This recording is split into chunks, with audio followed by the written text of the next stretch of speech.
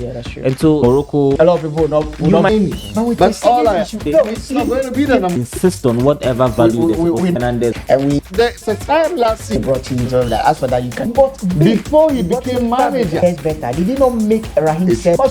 That already won the league. Average good manager. Exactly. So we haven't seen Pep in that position where he picks a struggling side and turns them into champions. That's another flaw in the game. Does he need to? We've seen Jose Mourinho win the Champions League with the Porto side. Challenge. We've seen him take that challenge.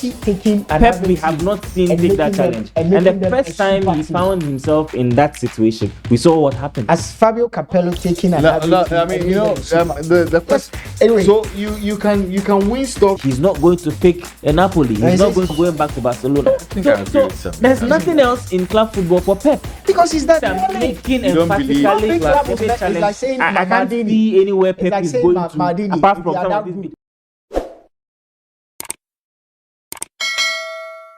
All right, yo, welcome to another episode on Sport 101. Sammy, you good? Yes, I'm doing very well, Lucky. Yeah, that's great. You know, over the weekend, lots of sporting action took place both on the African continent and in Europe as well. But Yes. I think that there's no better place to start from than to start from, you know, what happened in Europe, especially in women's football. Woo, the Germans, the English side, you know, defying all odds and beating the Spaniards on penalties. I mean, it was a very interesting game, Sammy.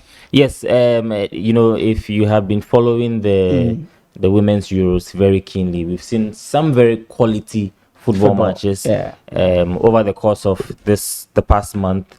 You know, England went in as defending champions after winning the last Euros against Germany at Wembley. And then this time around, Spain were favorites for this trophy, especially, you know, Spain being the world champions. Yeah. Now, going into the competition, they had glided their way through the group stages, the knockout phase. England, on the other hand, looked like underdogs going into that final, especially after losing that first game against France. You know, they picked it up in subsequent games against the Netherlands and in the other group game. Then they went through to the knockout phase.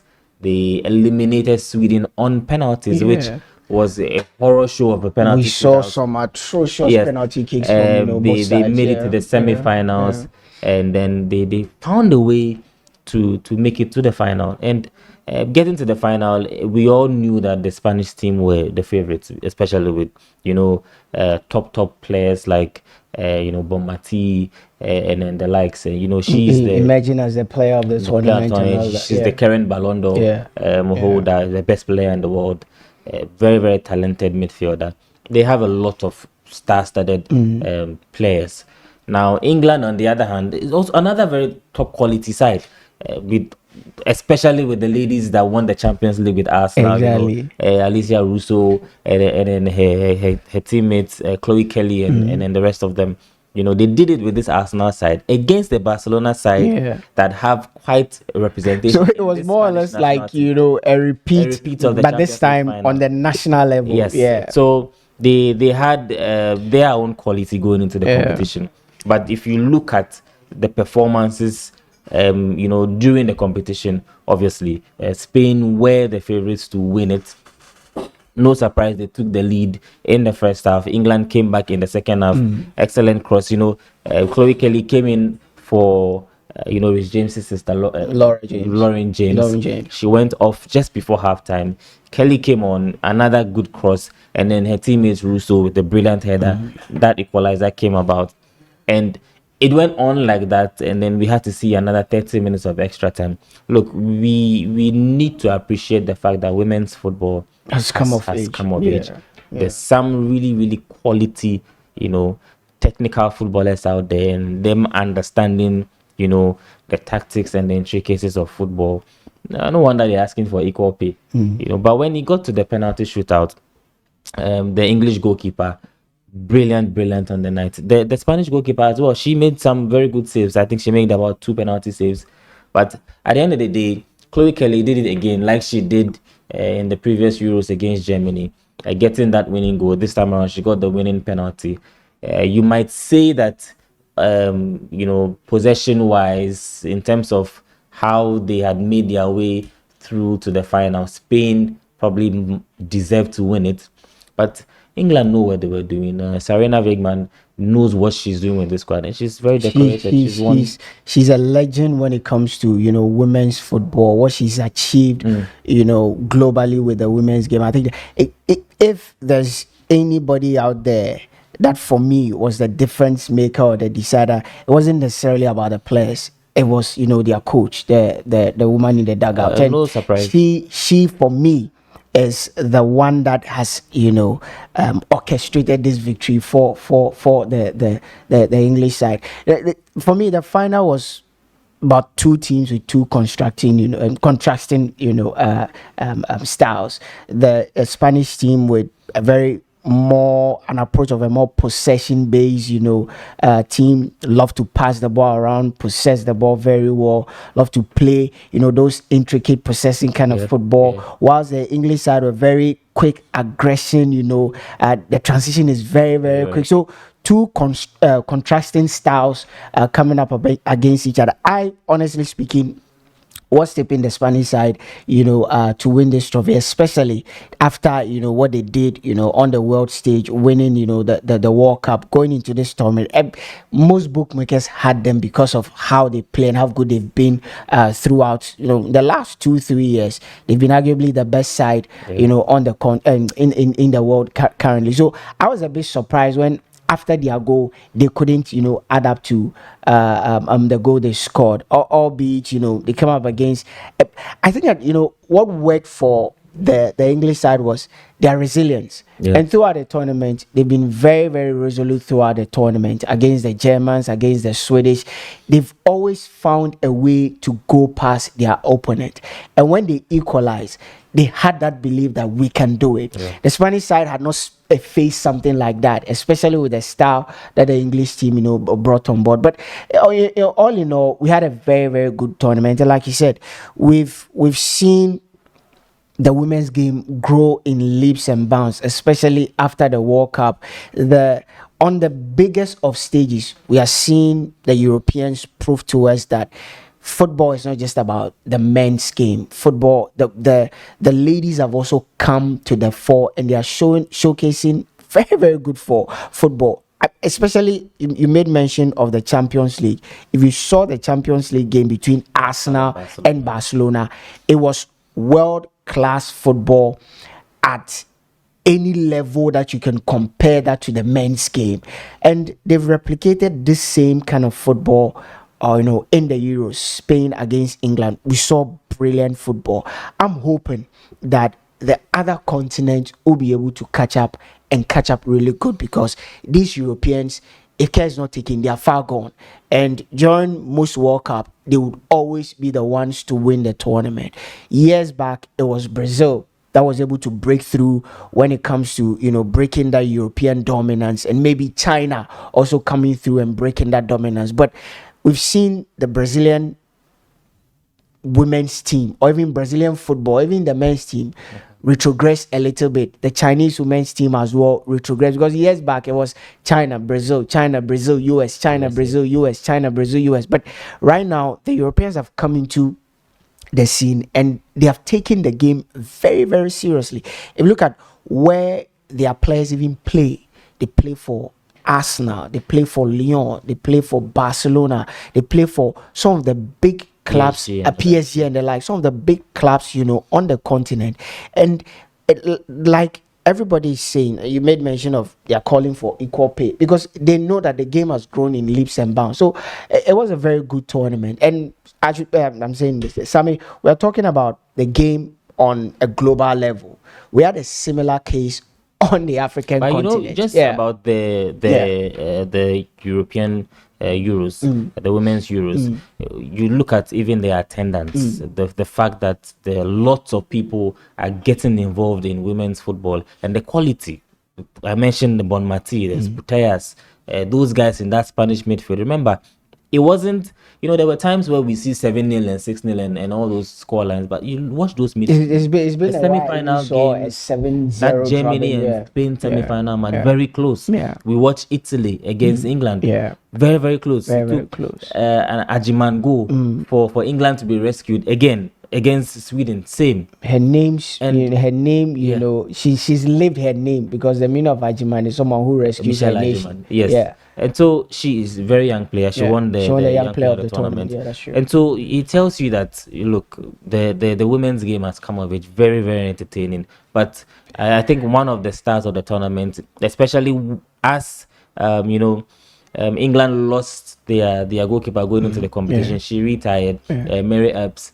Hannah Hampton has walked into that English national team goalkeeping department, and she's done brilliant. I mean, you're talking about the women's game coming of age. We had our version here in Africa, the women's AFCON in Morocco. The final was between Nigeria and Morocco, and once again, Nigeria proved their mettle on the African continent. You cannot talk about women's game, especially the women's football on the continent, without talking about Nigeria. 10 times winners of this trophy. I mean, crazy, amazing. And the manner in which they did it, they came back from 2-0 down against the host nation, who have arguably been the best team in the tournament, especially when it comes to the football that the Moroccan national side had played. Almost everybody knew that no, especially when they took the 2-0 lead. Almost everybody thought, I mean, this was done. Morocco are walking away with a trophy. They had the fans behind them. Everybody was behind them. Everything was going behind them, and everything was going well for them.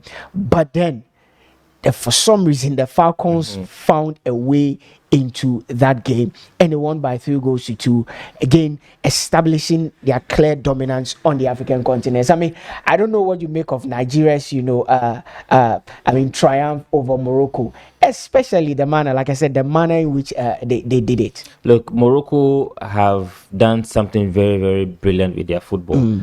If you observe, it's not just the women's football that has come of age. The men's football have been enjoying some sort of consistency for some time. Exactly. We saw them at the World Cup in 2022. Making the semi-finals. Exactly. Their first African nation And to do so. we are seeing that being implemented with their women's game. Yeah. The last, WAFCON, that's how it's called, women's AFCON. Yeah. They were in the final. Yeah. And they lost Against South Africa. Yeah. They made it to another final. That's why it's even more painful. On home turf, lost again. But behind all that, it tells you what the Moroccans are doing very, very well. And look, they have some very, very talented players coming through the ranks. Nigeria, we know the Super Falcons. They are practically trailblazers when it comes to women's football on the continent. The Moroccans took everybody by storm. Yeah. After that semi-final penalty win against the Black Queens, they went to the final. I don't think a lot of people gave them a chance. Yeah. And just early on in the first half, they went a goal up. Midway through the first half, they went another goal up. I thought the game was over.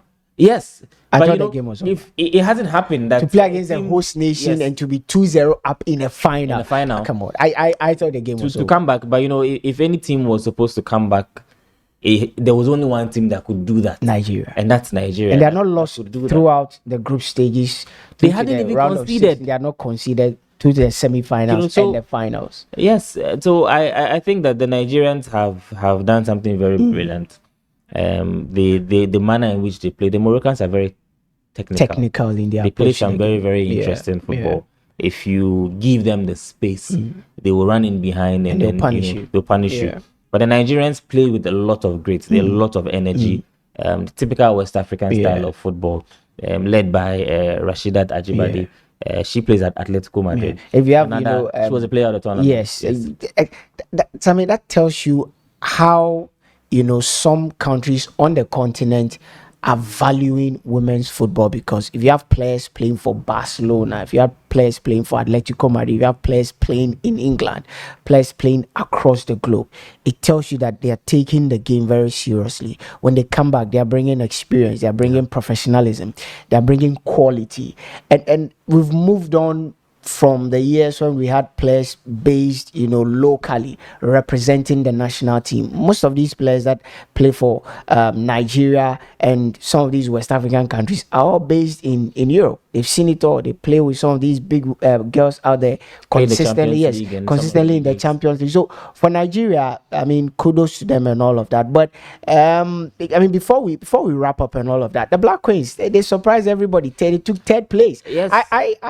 I think we said on another platform that if they make it to the semi-finals, that will be an achievement for you, because you think that a lot of people did not expect the Black Queens to be there. But before we wrap up, I mean, a quick one on the Black Queens, and they lifting the bronze trophy. I think they did The bronze brilliantly. medal, After not being consistent for a long time, I Yeah. think the last time the Black Queens were out of the group stage was in 2016. Yeah. And the performances haven't been good. Even the last time it was hosted in Ghana, they didn't make it out of the group stage. So going into a new tournament, having brought in the new manager in Kim, I can't really pronounce his other name, but I know he's called Kim Kim. Lass, Kim Björk Lass. Kim, yeah, Kim some, Lass he has was- this Swedish name, yeah. Very, very tall gentleman. Yes, and so going into that tournament with him, they were practically underdogs, losing their first game to South Africa 1-0.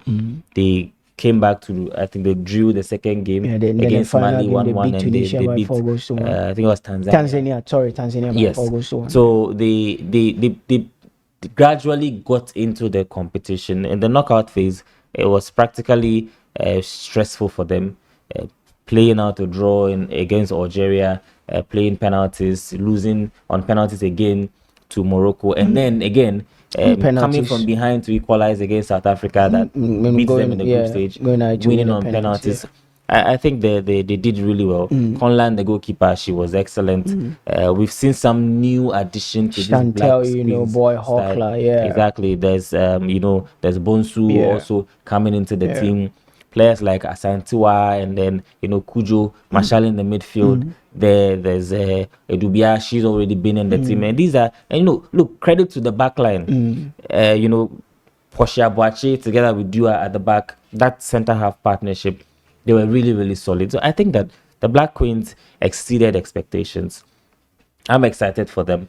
I think going into the next Women's AFCON next year, which would also be a route to qualifying for the World Cup, I think that they will be going in with a lot of confidence, because nobody expected the Black Queens to, get a medal in this competition. And so it's a step in the right direction if the team can be maintained, if the coach can be maintained, and then progress is made. It's something really, really positive for the Black Queens. So that's it on our take on women's football right here on Sport 101. And we want to know from you, want to hear from you. So make sure you subscribe to the channel Sport 101, like our videos, follow us on all social media platforms. We're on TikTok, we're on Facebook, and just, be part of Sport 101. In the comment section as well, we want to, hear from you via your comments. You think that the women's game has come of age, and what can we do right here on Africa and on the African continent and in Africa to ensure that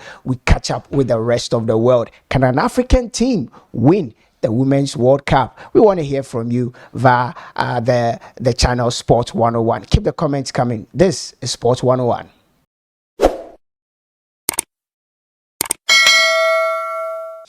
Welcome back. This is Sports 101, and we are continuing the conversation. Manchester United resumed their preseason, tour in the United States, Chicago to be precise. It was a 2-1 win over West Ham United. Coach Ruben Amorim has been in the news, and guys, he's been talking about the fact that he's willing to integrate the guys that are on the transfer market if they don't find clubs. Garnacho, there's Jadon Sancho. Marcus Rashford has secured a loan move to Barcelona. He played a couple of minutes over the weekend. But there are other guys, as I mentioned, that are yet to find clubs. And he's insisting that the club will only let them go for the right price. And if they don't get that right price, he will not necessarily forced to, he's willing to integrate them back into the United fold. Yeah, well, this is a stance many feel should have been taken a lot earlier. And you look at the fact that I've read arguments to the fore that when you want to sell a player, you do not really want to create a lot of bad publicity around the player, so that potential buyers or would-be buyers will not find that as a tool to negotiate down the price for the players. So I think that Manchester United are learning. They are learning, albeit a bit painstaking.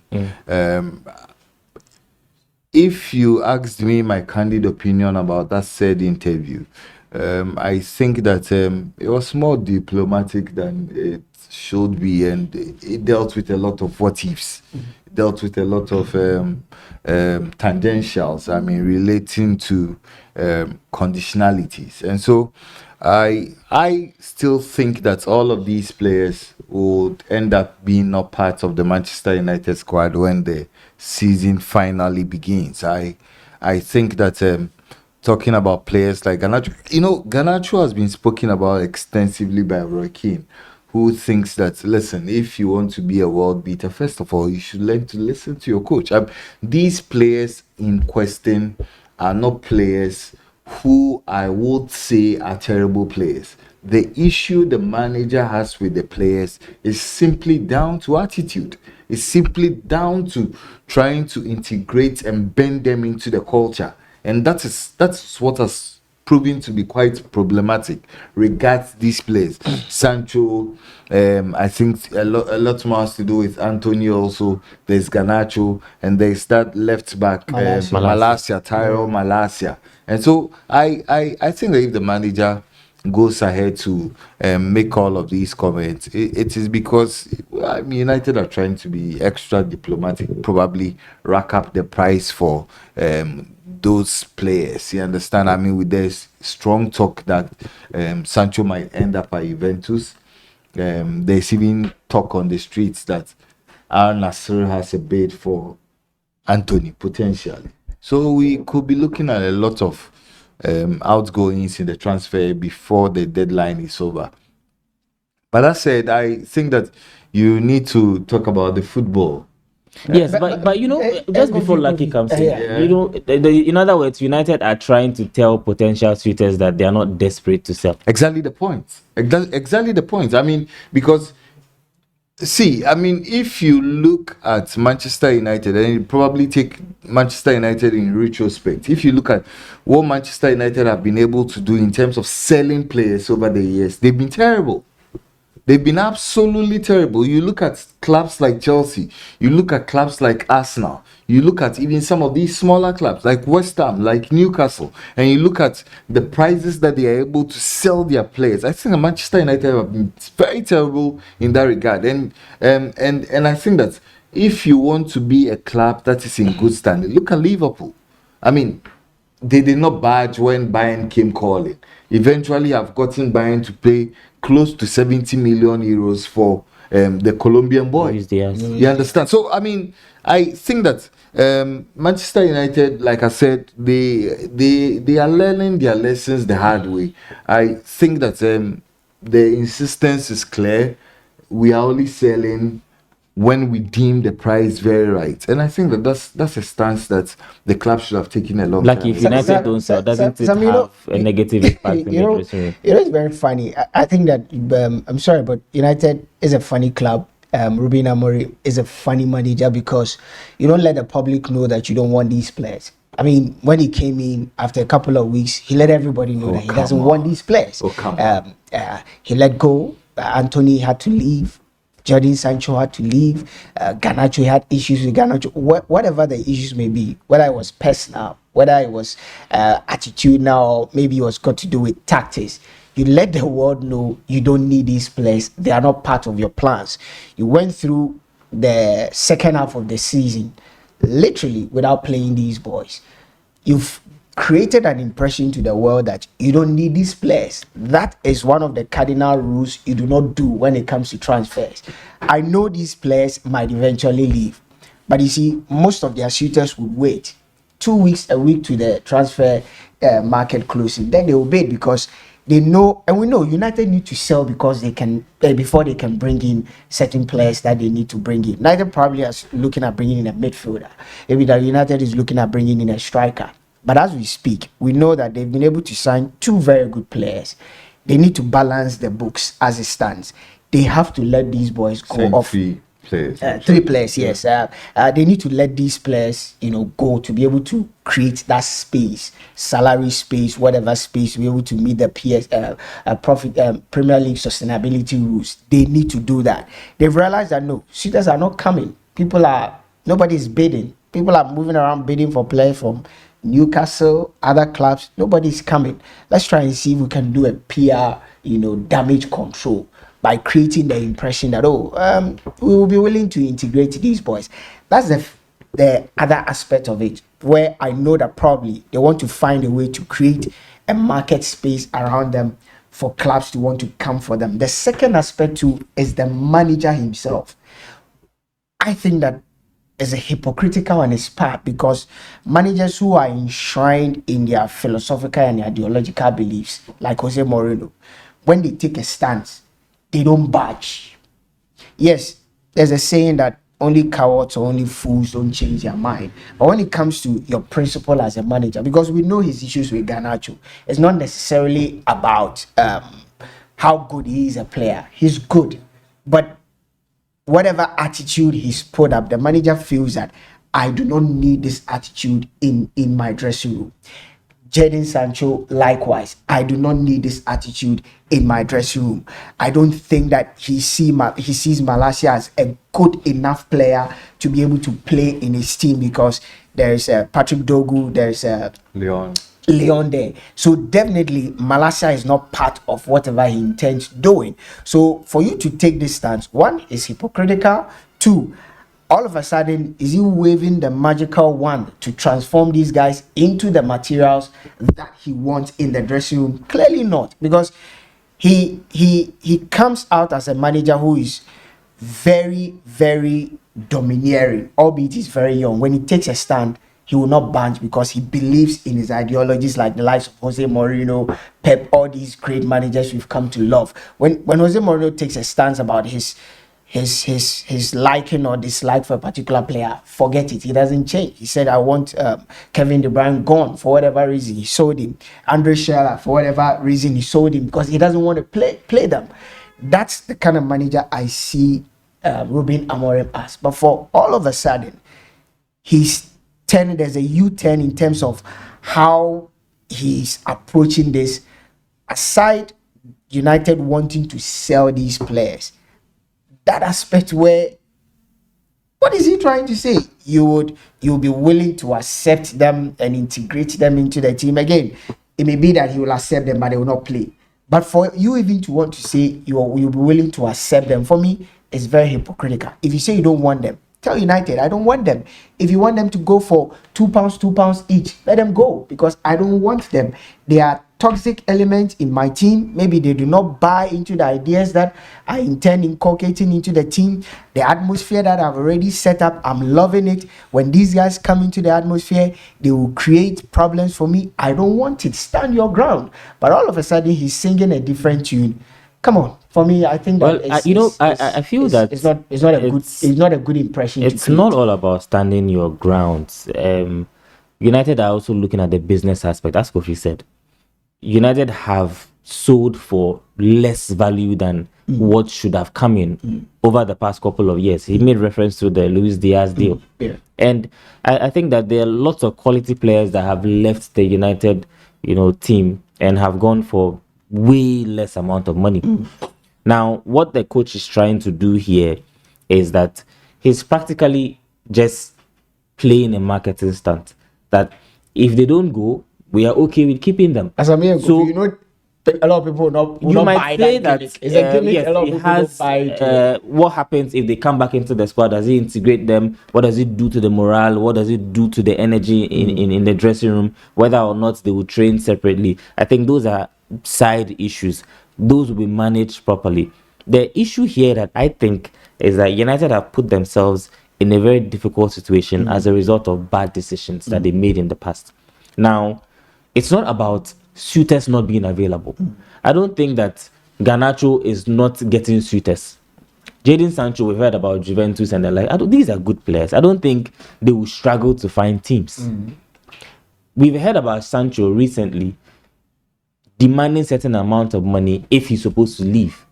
One, teams might bid for the player. Aston Villa might bid for Garnacho. Juventus might bid for Jadon Sancho.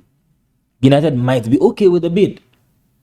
But probably personal terms will be a problem because of the wages that these players command. Yeah. So them finding a team is not the issue. Sancho has a year left on his contract. He could go for free next season. Now he wants to play at the World Cup. He wants to prove himself and get into Thomas Tuchel's team for the World Cup. There are reports that Sancho earns over 300,000 at United. He's asking United to pay him off. Give me £5 million, and then I go. So pay him off. Now that means that if you look at it from the business aspect, it might make some sense, because if you calculate whatever he's going to earn for the next 1 year on that weekly wage, obviously it is more than that 5 million So pay him off. that he's talking about. Yeah. But United also want a transfer fee, because now if a team comes in and pays 40 million for Sancho, and Sancho agrees personal terms with that team, and he gets his salary sorted out, United earn 40 million. But here's a case where if United is paying him off and then accepting just any transfer fee, the club might be losing. So it's about the intricacies when it comes to the business aspect, because over £300,000 a week, we are talking close to 15 million a year. Confess, I mean, So there needs to be Yes, that so balance. are we not The club don't want to lose money. where does the situation come in after literally painting these players as, in a way, their attitude and whatever they have done in the season gone by is not, it's a bit toxic to the club? Because that's the impression that has been created out there, especially Marcus Rashford. I think that he's one of the luckiest guys, like you said, very lucky to get a big club like Barcelona. You've created a certain impression about a player like Garnacho and some of these players. Antony, maybe he's so hard working. I don't know but there's an impression out there.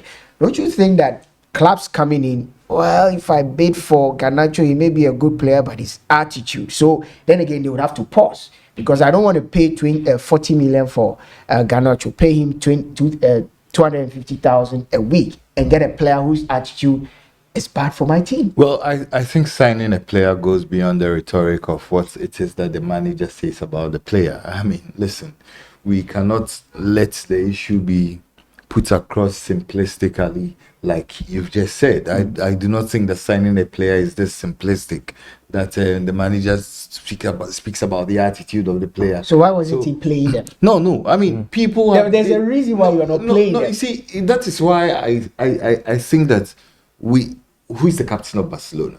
Ter Stegen. Yeah. Manager doesn't want him. Yes. Dude wants to stay. Yes. What happens to the situation in that dressing room? So that's the dynamics are many. But with the issue, it's very different, because the manager that necessarily, it's not like the manager has not come out to say he doesn't want him. The club wants to sell because we know the issues. They want to. He has his huge salary, and they want to create that space. But it's the same as they don't want you. You are the scapegoat. So the difference is that with Manchester United, the manager has come out to say he does not want these manager at Barcelona has come out to say that he's not going to be the number one. No, he didn't. Barcelona have signed a new goalkeeper, haven't they? No, it's not going to be the number one. It's not guaranteed being number one. If I say you are not guaranteed being a number one, it doesn't mean I don't want you. Well, back to the issue. I don't know what I'm trying to say. I think that, like I said, signing a player or otherwise, it's not too simplistic like you'd want to put it, because teams do a lot of scouting. These days, I'm told that they do a lot of background checking on players. So yes, the manager could have been saying other things. They also do their independent checks. You understand? Yeah. They look at, there are some players whose egos are good for teams that they would want to go. You understand? I mean, we also Antony at Betis. People think he's arrogant. He comes across as an arrogant person, but we saw that arrogance at play at Betis. You understand? You need somebody in that dressing room who thinks thinks of himself a prima donna, thinks of himself an alpha male. So we'll go out there, lead the pack, let the team believe and do what they want to do. So I like you said, I think the Manchester United have not been too smart regards some of the publicity that they have allowed into the mainstream media in times past. But better late than never. Manager wants to clear the mess that have been created in the past. I mean, do not speak ill about the player. Let the players do the talking on the pitch. You understand? If you do not want a player, obviously you can sideline him. There are so many ways to kill a cat. You don't speak about some of these things publicly. Yeah. You understand? So I think that Manchester United have chosen the most sane approach. But you know, he said clearly that for clubs that are waiting for 2 weeks before the end of the transfer window, that statement was for them. So they shouldn't think that you would wait almost deadline, then you bring in a bid. But every player has his price. Yeah, we know the team will insist on whatever value they're supposed to get. That's just the point. I think that is purely factual. You understand? And a club like Manchester United, I'm sure will not allow themselves to be bullied on the transfer market. No, I mean, if these players stayed, it will not be a problem financially for Manchester United to cater for them. Football wise, I mean, the other thing, I mean, we can talk about the finance aspect and whether teams will come for them. But football wise, genuinely, guys, if worst case scenario, I'm using the word worst case scenario because that is not what the manager would want. So worst case scenario, these players stay. Malacia stays, Antony stays, Garnacho stays, Sancho stays. Nobody counts for them. Would they play for United? And if they will, would it be good? Would it be bad? They'll play in the Carabao Cup. Probably, because they're not getting into this current United team. They'll play the Carabao Cup. Yeah, they have actually been replaced. A player like Garnacho has been replaced. Okay. A player like Sancho has been replaced.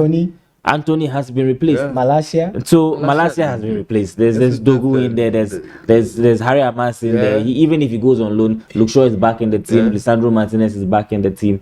Diogo Leon is also back in the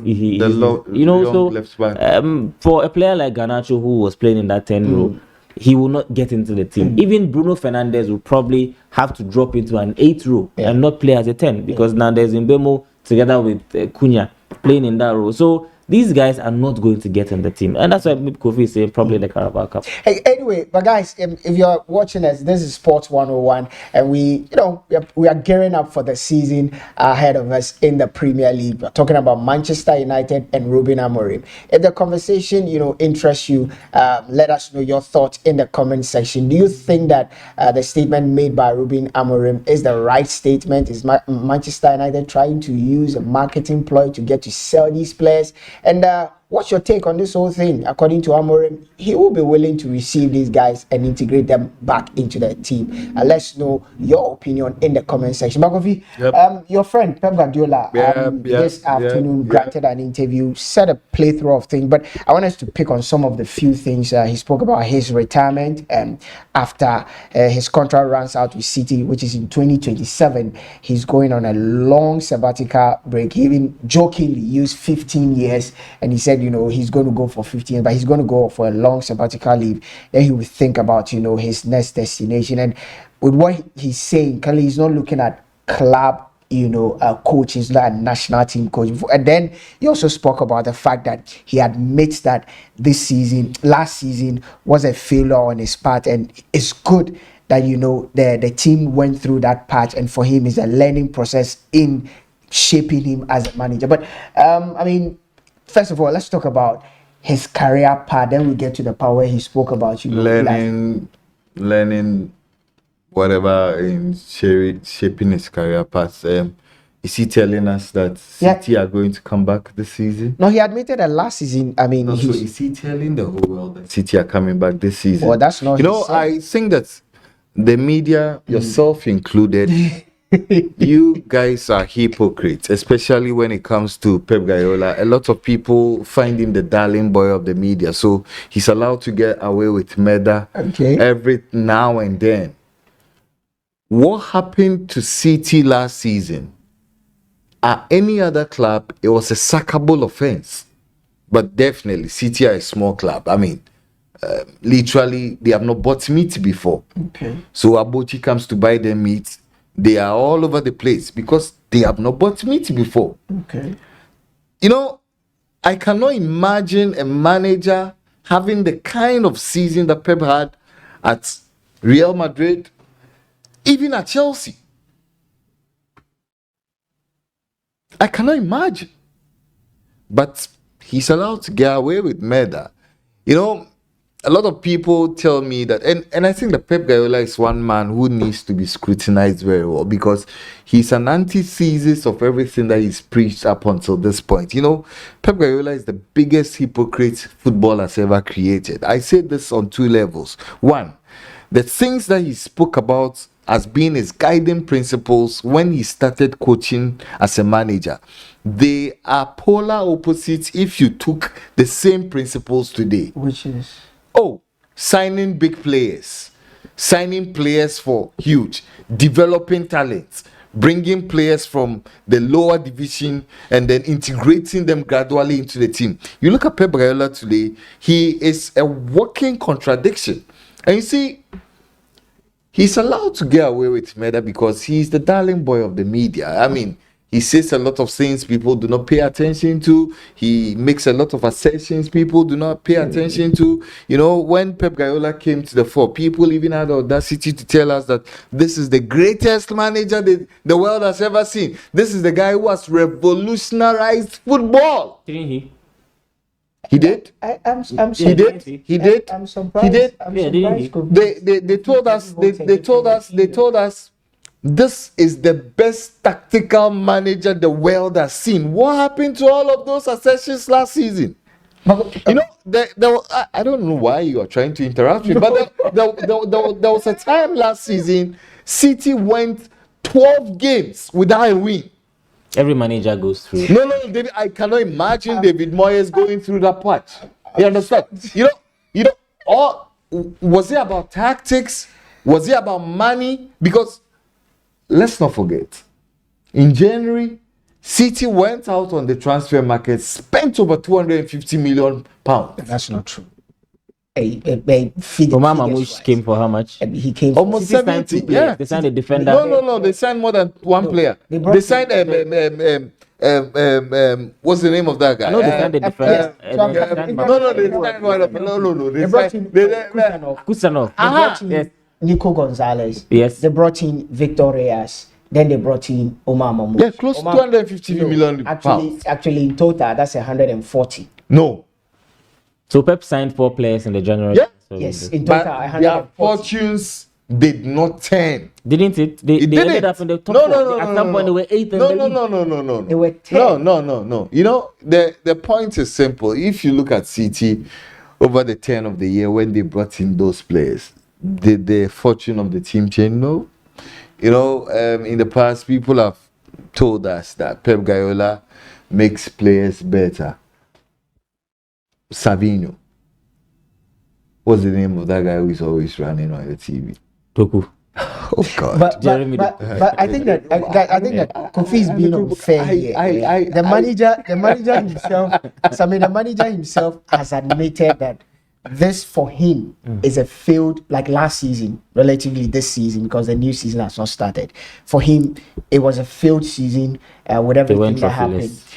They did, right? They went trophy. Yes. Every manager, every top manager, name them: Jose Mourinho, Carlo Ancelotti, Fabio Capello, the great Sir Alex Ferguson. There comes a point in your career where you hit the lows of the lows.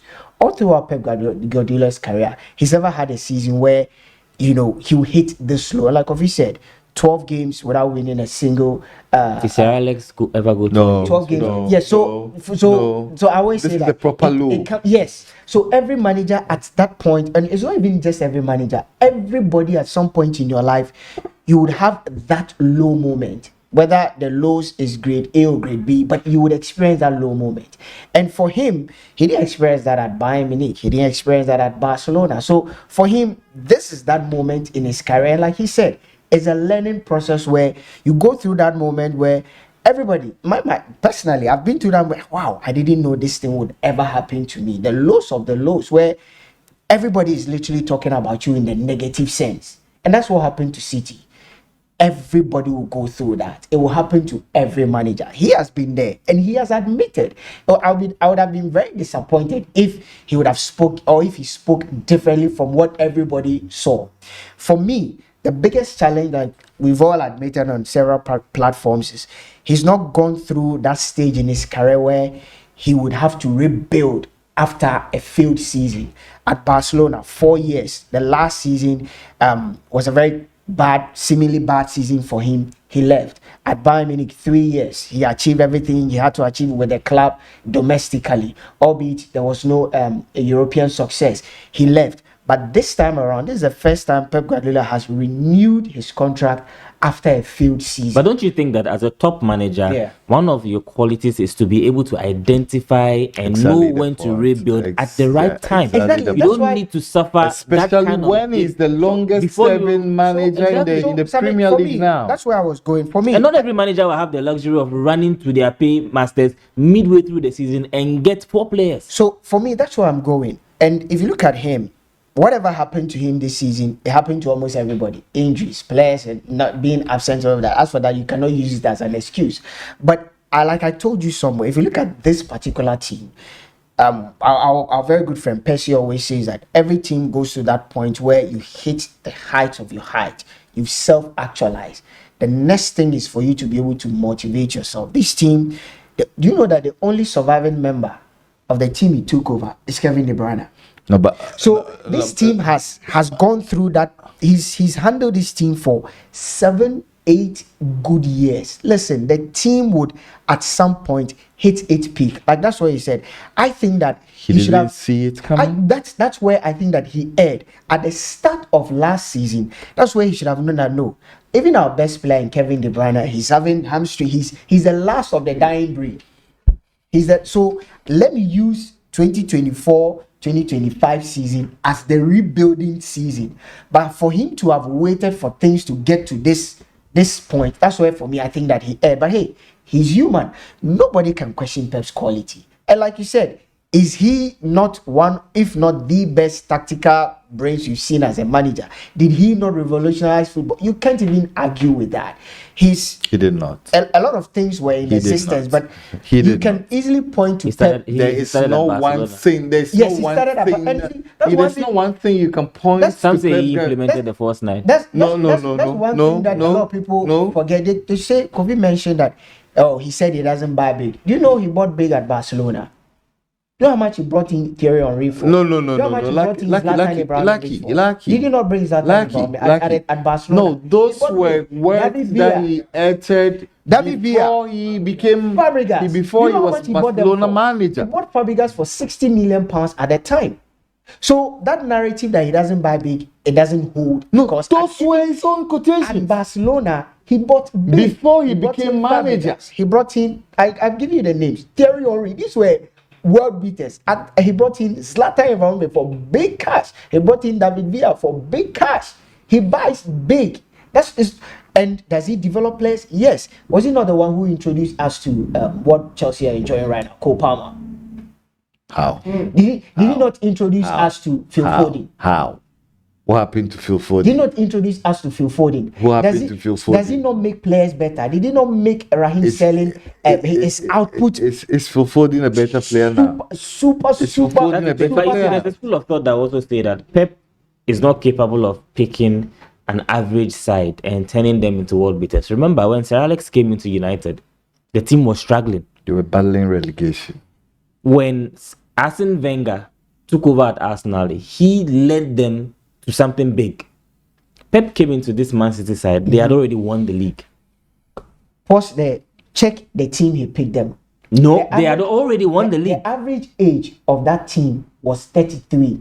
Whatever the ages were, they had already won the league. The game. They had already won. We saw David Moyes take over Man United when they had won the league, and we saw what he did. Because he's not a good manager. Exactly. So we haven't seen Pep in that position where he picks a struggling side and turns them into champions. That's another flaw in his game. Does he need to? We've seen Jose Mourinho win the Champions League with the Porto side, back-to-back European triumphs with the UEFA Cup and the Champions League. That is the point a lot of people make. Look at that Porto team. Albeit it was the handiwork of Jose Mourinho. Hats off to him. But that Porto team, nobody can convince me that they were an average side. They had better individual players than Real Madrid's Galacticos at the time. That is the point. Or even the Barcelona side at the time, or even the Manchester United at the time. They were better than Arsenal at the time. No. They were better than AC Milan at the time. You see, that's the point. You see, there's a difference between having marquee players, having household names, and having quality. Were they quality? Yes. Could they match up to any of these big players out there quality-wise? Yes.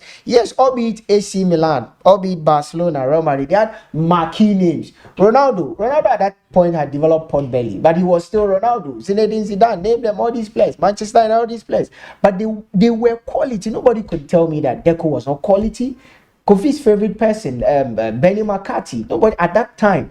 He was in European Golden Boot race every single season. So the team Pep took over at City were not quality. They were quality, but I keep saying that every team gets to a point where you get to age. They had reached that extinction point. So the point is, we have never seen him take over a struggling side or take over a team and turn them into champions. He's always moved from. He's always moved from greener pastures to greener pastures. Exactly. From greener pastures to greener pastures. The greatest manager. Has Ancelotti picked an average team and made them a superstar team? He has at least taken that challenge. We've seen him take that challenge. Pep, we have not seen him take that challenge. And the first time he found himself in that situation, we saw what happened. As Fabio Capello taking an average team. I mean, the question I keep asking myself: are City going to be back? Are they going to be back to what we used to know them to be? I think that we will see the best of City. We'll see the best of City not this season. We'll see the best of City next season, because I think that this season will be the season what he was supposed to do last season, because now he's brought in Cherki, he's brought in there's Mamouche, so he cannot there's all these balls. So he cannot rebuild before our eyes. I mean, this season, come on, you're making excuses. No. Yeah, exactly. You know why people rebuild and win stuff. You know why I have Zidane as one of my peerless managers. Zidane never rebuilt that team. You know, Zidane. That team was made for Zidane. No. Hold on. Zidane did not just rebuild that team. He made that team and then handed over that team to Ancelotti. Ancelotti rebuilt the Real Madrid team right before our eyes and won stuff. Anyway, so you can win stuff and do all the things that you want to do, not necessarily by giving yourself an excuse that it's an opportunity to rebuild. You are going to rebuild now. Anyways, we'll see what happens, in the course of the season. But I mean, the final aspect of Pep's, interview where he spoke about he taking a sabbatical after his contract runs out in 2027, and it looks like he's not looking at any club side again. He's looking at what happened to the City charges? National team. Why is nobody talking about it? National team coaching. Well, for that, I don't know why you're running away from that, but I think it's a developing story. We've heard some news coming out from that investigation. I'm sure in the coming days we'll get. But I told Kofi what happened. I gave him the exclusive. Sports 1 will give you the exclusive. Proper updates will come, and then we'll know. I think Jose Mourinho is still speaking about that issue. He's hoping that he gets his medal, but we'll get update on that. But for Pep, I think going forward, the realistic challenge for him has to be national team football. You think so? And that is because of the trajectory in which his career has gone. We just spoke about it. From, how did Kofi put it? From grace to grace. Yeah, because he's the best. Now, if he moves from City, where is he going to? He's not going to pick a Napoli. He's not going to pick. No, he's not going to pick a Lazio. He's not going to pick an Everton, even if they can pay him. So Pep will not want to put himself in a challenging position. Even if he goes for a national team, he's going to look at England, Brazil, Spain. The top tier. But But Kofi, Sammy, what No, is wrong there's with nothing that? wrong with Exactly, that. because There's I nothing sit wrong in with that. here. That's why- if I'm moving from Sport 101, there is no way I would downgrade. I'll That's probably fine. be looking at something that is higher than Sport 101. No, Likewise, Sammy, likewise, Kofi. Lucky. The point Because here, you believe that you've built a certain career by doing something that the world has come to know. Why would I take up anything below my standard? no, the point I'm making here is Yeah. that realistically, Yeah. because of how he carries himself, because of his career path, Yes. realistically, what works for him has to be national team. Because from City, where is he moving to? Oh, there are He a will lot not of go big- to Real there are Madrid. a lot of big He's not clubs. going back to Barcelona. Which big club is he going to? Pep will not go to Milan. No, AC Milan Pep is will not a not go big to club Bayern anymore. because Bayern he's been He's there. done. He won't go to Dortmund. No, AC Milan is not a big club anymore. AC Milan is not a big club anymore. No, AC No, Milan. yeah, I think I agree with Sammy. There's I mean, nothing else in club football for Pep. Because he's done it all. You see, that's the point. Because a coach like Jose Mourinho, we've seen him move from one side to the other. Mourinho has taken up the Man United project. Because Mourinho has taken up. genuinely, wherever Jose Mourinho, the stage Jose Mourinho is in now, I can say confidently that no big club will appoint Jose Mourinho now as Mourinho is their still manager. a top manager. No But big club. you So see- the stage Mourinho is in now, teams like Galatasaray, teams like Roma, teams like Everton, Chelsea is not bringing Jose Mourinho back. He won't. Listen, Manchester United will not even think about bringing Jose Mourinho now.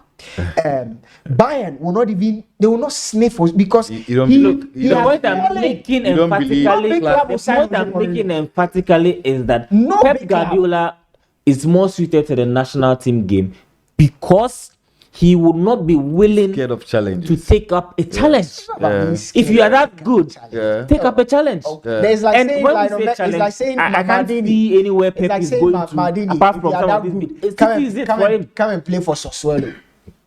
It's City like is the saying pinnacle if, for him. if somebody challenges you, Sammy, if you are that good, go to the radio station ABCD that has. If the conditions are right, by four. why don't you? If the See, conditions are right, they are paying you what you deserve. There is a reason. Can't you build Sammy, something there? There's a reason why most people who have a certain career path, if they are applying for a job, they always go for a job higher than the place they find themselves. And so after City, where else? That's why he's There's- suited to the national team. Yes, game. there's no But big this is football. Yeah. When we talk about football, this is football. Okay. There are lots of other opportunities for you to build. Okay. There are lots of other teams where you can pick up these teams. Football is in mathematics. You can pick up a team and then turn them into something good. That's the hallmark of a top manager. If he goes to Atletico Madrid, that is not a small club in Spain. Okay. They've won the league a couple of times. Why can't Pep go to Atletico Madrid and win the league with Atletico? They can afford to pay him. They have one of the highest paid managers in the world in Diego Simeone.